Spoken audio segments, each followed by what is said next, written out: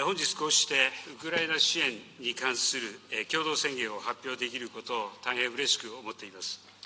I am pleased to be able to announce the joint declaration on support for Ukraine today. 5月の G7 広島サミットでは幅広い招待国の皆さんも含めた議論を通じて世界のどこであっても力による一方的な現状変更は許してはならない。また、法の支配に基づく自由で開かれた国際秩序を守り抜いていかなければならない。こうした点において一致をすることができました。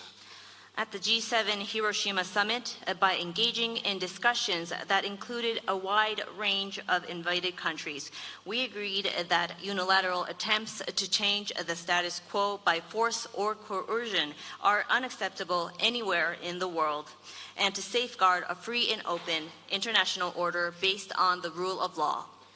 広島サミットから時を置かずして、こうして G7 首脳とボロディミルで再び集まることができたこと、意義深いものだと思います。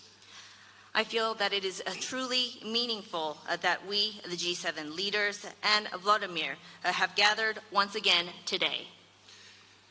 今後、ウクライナ支援という考え方を共有するいかなる国にもこの宣言は開かれています。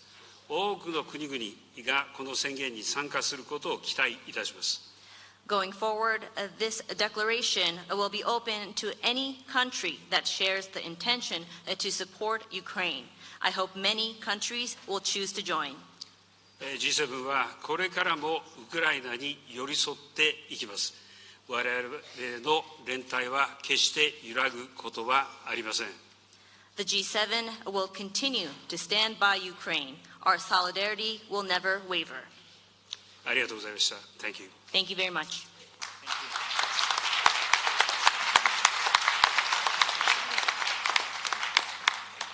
Let me start off by saying something that I hadn't planned on saying. You know, I think there are very few people in Europe or in continental United States and the North American continent that thought this man would stand up and come to the aid and assistance of Ukraine. He increased his military budget. He stepped up Japan, because he understood that when any part of the world has 185,000 people, soldiers crossing a border, stealing sovereignty from another nation, that it affects the whole world. I want to thank you again publicly.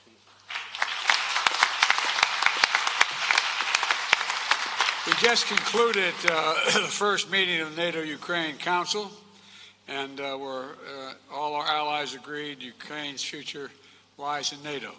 That's not a surprise to any of us, I don't think. I hope it's not a surprise to you, Mr. President.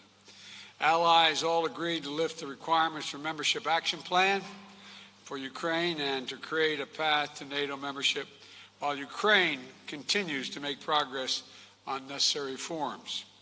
But we're not waiting for that process to be finished to make the long-term commitments that we're making to Ukraine's security. Vladimir and I shouldn't be so familiar. Mr. Zelensky and I talked about the kind of guarantees we could make in the meantime when I was in Ukraine and when we met in other places. And so today, the long-term commitments we're making are backed up by the notion that in the meantime, we're going to provide security to Ukraine for its needs and against any aggression that may occur. Today, the members of the G7 are launching a joint declaration of support for Ukraine to make it clear that our support will last long into the future. This starts a process by which each of our nations and any other nation who wishes to participate will negotiate long-term bilateral security commitments with and to Ukraine.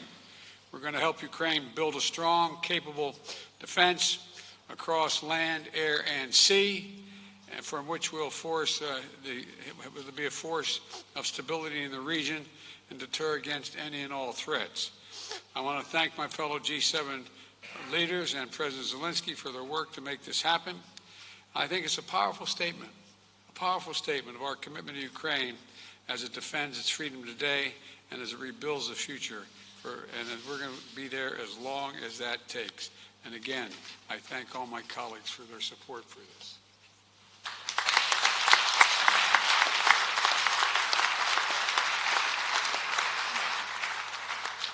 Thank you very much, Mr. President, President Biden, Prime Minister Kishida, Chancellor, see you, Chancellor Scholz, Prime Minister Sunak, President Macron, Prime Minister Trudeau, Prime Minister Meloni, President Michel, President von der Leyen. Great honor to be here. The outcome of the NATO summit in Vilnius is very much needed and meaningful success for Ukraine.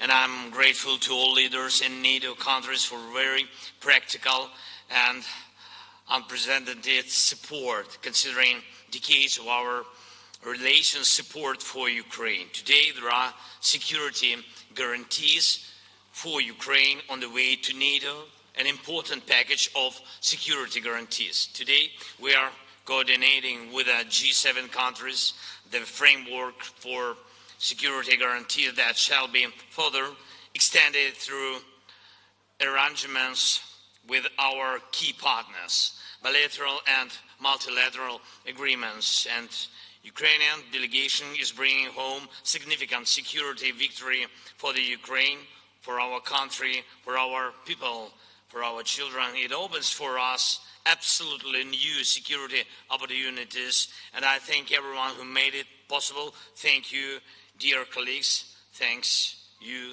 Thanks, Lithuania and Jens Stoltenberg. Thank you very much. Slava Ukraini. This concludes the speaking program. Please remain seated for the family photo.